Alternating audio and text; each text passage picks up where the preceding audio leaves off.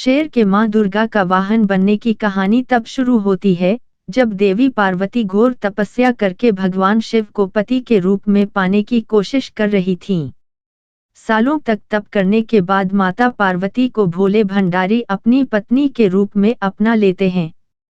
इसी बीच तपस्या की वजह से मां पार्वती का रंग काफी काला पड़ गया था। एक दिन ऐसे ही बातचीत के दौरान भगवान शिव मां पार्वती को काली कह देते हैं। यह बात उन्हें पसंद नहीं आती, वो नाराज होकर दोबारा तप करने के लिए चली जाती हैं। एक दिन बाद घूमते घूमते एक शेर घोर तप कर रही मां पार्वती के पास पहुंचा। उन्हें खाने की इच्छा से वो वहां घूमता रहा। मां को तप में लीन देखकर शेर भी वहीं इंतजार करता रहा। देवी का इंतजार करते करते सालों बीत गए। शेर मां पार्वती के तेज की वजह से उनके पास नहीं पहुंच पाता था।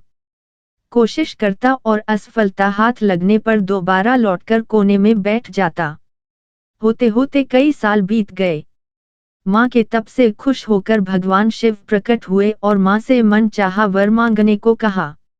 देवी पार्वती अपना गोरा रंग वापस चाहती हैं।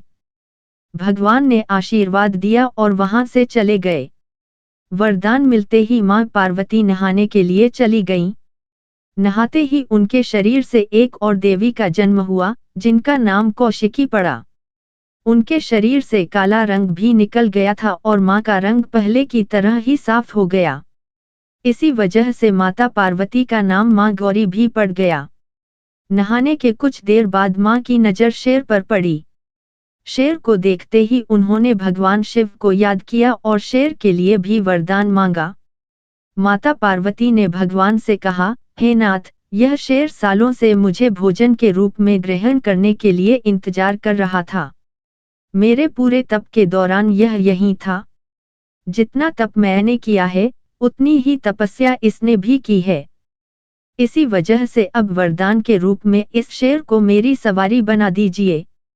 भगवान ने प्रसन्न होकर माता की बात मान ली और शेर को उनकी सवारी बना दिया।